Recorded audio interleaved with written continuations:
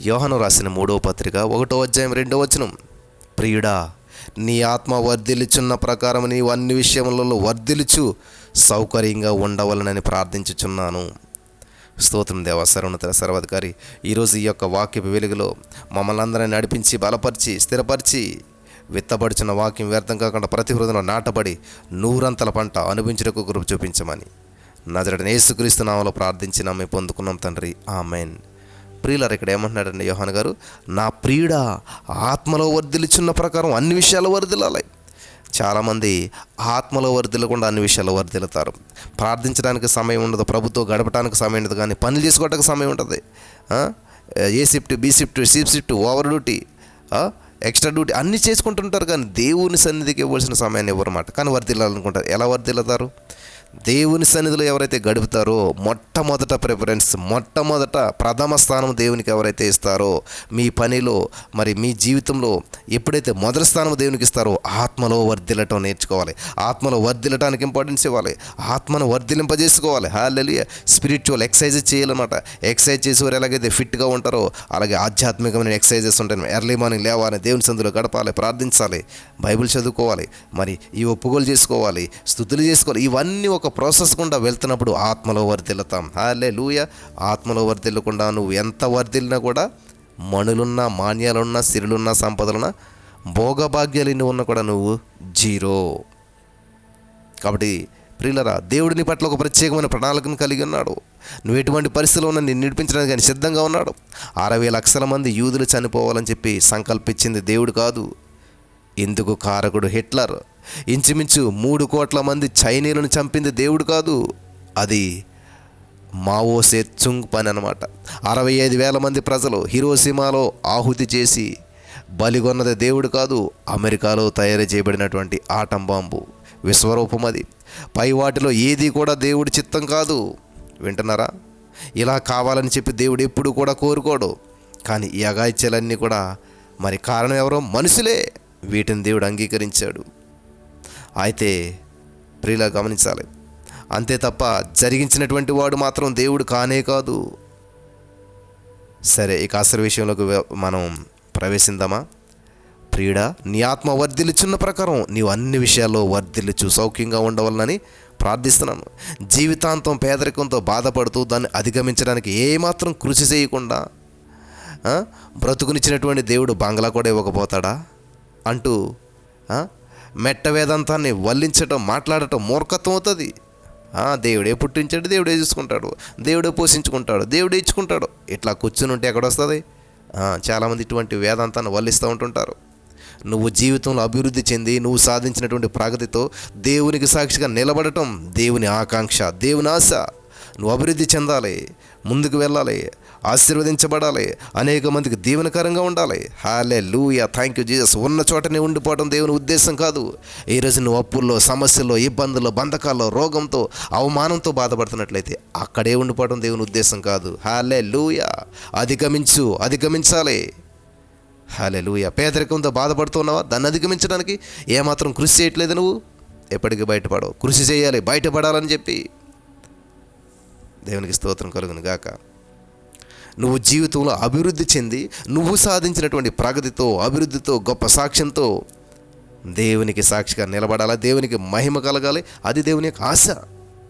నేను ఎక్కలేనంత ఎత్తైన కొండపైకి నన్ను ఎక్కించు అని చెప్పి ఏమంటున్నాడు? దేవుని దగ్గర గోజాడినటువంటి దావీదును సాటి లేనటువంటి ఉన్నతుడిగా తీర్చిదిద్దింది ఆ దేవుడే. ఎక్కలేనంత ఎత్తిన కొంత ఎక్కించే దేవుడు అని దేవుని అడగాలి. కానీ అసలు నువ్వు ఎక్కకుండా, నువ్వు ప్రయత్నం చేయకుండా, దేవుడా నన్ను అక్కడ తీసుకెళ్ళి ఇక్కడ తీసుకెళ్ళంటే ఎలా జరుగుతుంది? దేవుడు నన్ను విడిపించదు అంటే నువ్వు ప్రయత్నం చేయాలి. హల్లెలూయా. చూసారా, దావీదు అన్నాడు, ప్రభువా నేను ఎక్కలేనంత ఎత్తైన కొండపైకి నన్ను ఎక్కించు, in the name of Jesus. దేవా, ఇదిగో నేను తీర్చలేనంత అప్పు నా దగ్గర ఉన్నది, ఇదిగో నేను ఈ సమస్య నుంచి బయటపడలేనటువంటి మరి పరిస్థితులను ఇరుక్కుపోయాను, దేవా నన్ను విడిపిస్తున్నందుకు వందనాలు, దేవా నేను బయటపడాలని ఆశతో ఉన్నాను అని చెప్పి కనీసం ప్రార్థన ప్రయత్నం చెయ్యి.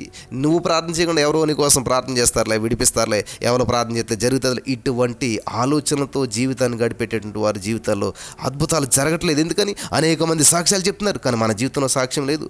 అనేక మంది జీవితాల్లో గొప్ప గొప్ప కార్యాలు చూస్తున్నాం, మన జీవితంలో జరగట్లేదు. కారణం ఏంటంటే పట్టుదల లేదు. పట్టుదల లేదు. ఇచ్చిన కృపను కాపాడుకోకుండా దేవుడు మనకిచ్చాడు కృపను.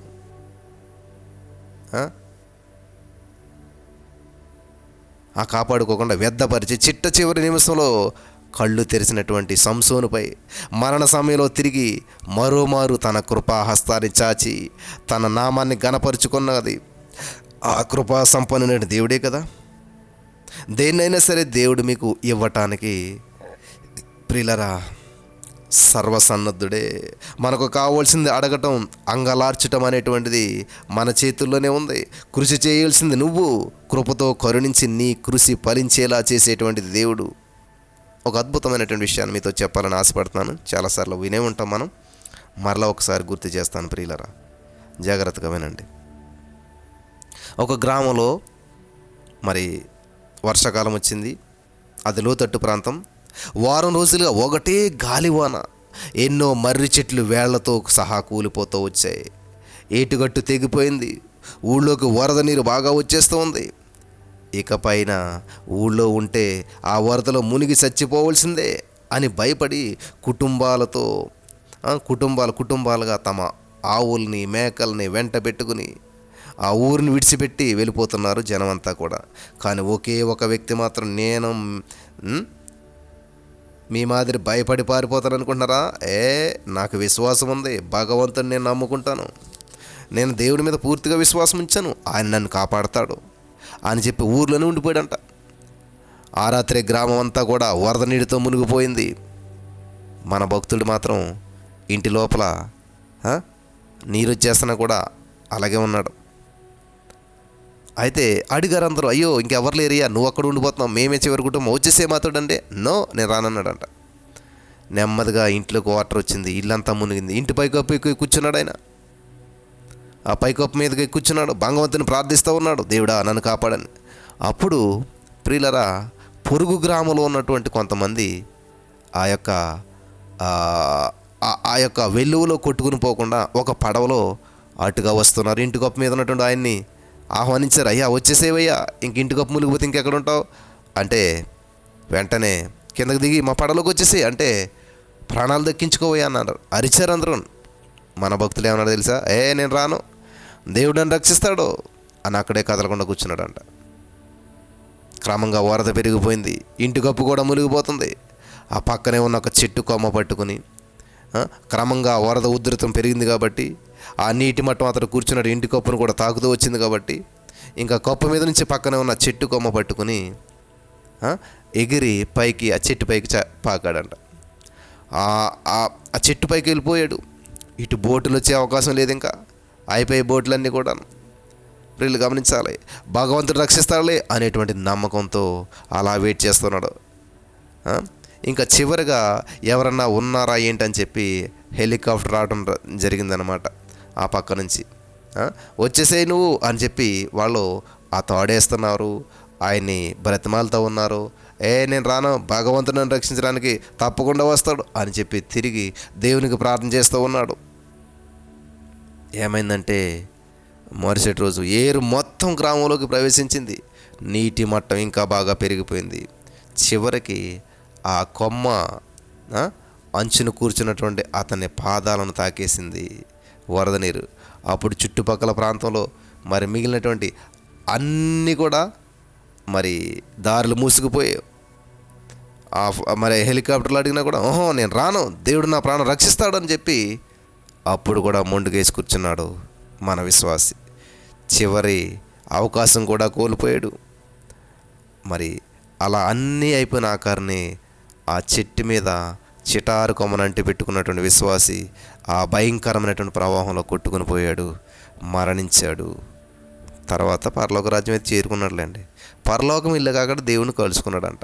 దేవుడా నిన్నే నమ్ముకున్నాను, నీకే ప్రార్థన చేశాను, నిన్ను ఆరాధించాను, అయినా సరే నన్ను నట్టేట్లో ముంచేసావు కదయ్యా, జీవితమంతా కూడా నిన్ను ప్రార్థిస్తూ గడిపాను, అయినా కానీ నన్ను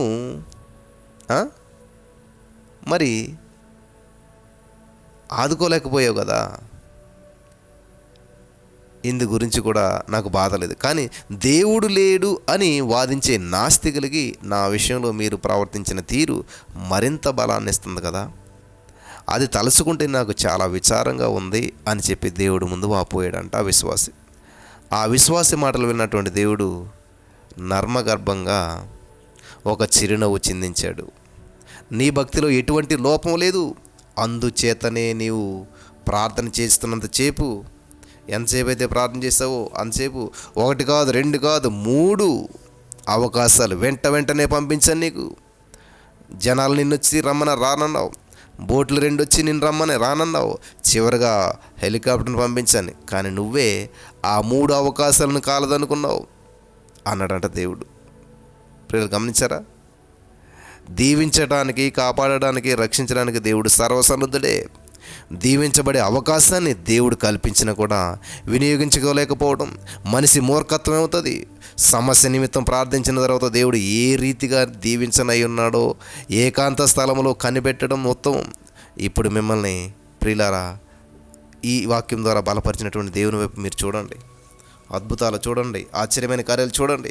ఎప్పుడు కూడా దేవుడు నిన్ను దీవించాలని, ఆశీర్వదించాలని, నీ జీవితంలో ఉన్న ప్రతి సమస్య నుంచి విడిపించాలని ఆయన సిద్ధంగానే అనేక ప్రణాళికలు సిద్ధం చేస్తూ ఉన్నాడు. ఈ రోజున మరి నువ్వు ఎటువంటి పరిస్థితులు గుండా వెళ్తున్నావో, ఎటువంటి బంధకాలు గుండా వెళ్తున్నావో ఆల్రెడీ దేవుడు నీ కొరకు ఒక ప్రణాళికని సిద్ధం చేశాడు. హల్లెలూయా. నిన్ను ఉన్నతమైన స్థితిలో ఉంచాలని చెప్పి ఆశపడుతూ ఉన్నాడు. ఎప్పుడు నీ అభివృద్ధిని కోరుకునేటువంటి దేవుడు, ఎప్పుడు నీ యొక్క మరి ఉన్నతమైన స్థితిని చూడాలనుకునేటువంటి దేవుడు నీ కొరకు ప్రత్యేకమైన ప్రణాళికలు కలిగి ఉన్నాడు. హల్లెలూయా. ఆత్మలో వర్ధిల్లటం నేర్చుకోవాలి, దేవుని యొక్క సన్నిధిని అనుభవించడం నేర్చుకోవాలి, దేవుడిచ్చే అవకాశాలను సద్వినియోగం చేసుకోవడం నేర్చుకోవాలి. పరిశుద్ధాత్మ దేవుడు మీకు సహాయం చేసి నడిపించి బలపరచునుగాక. ఆమేన్.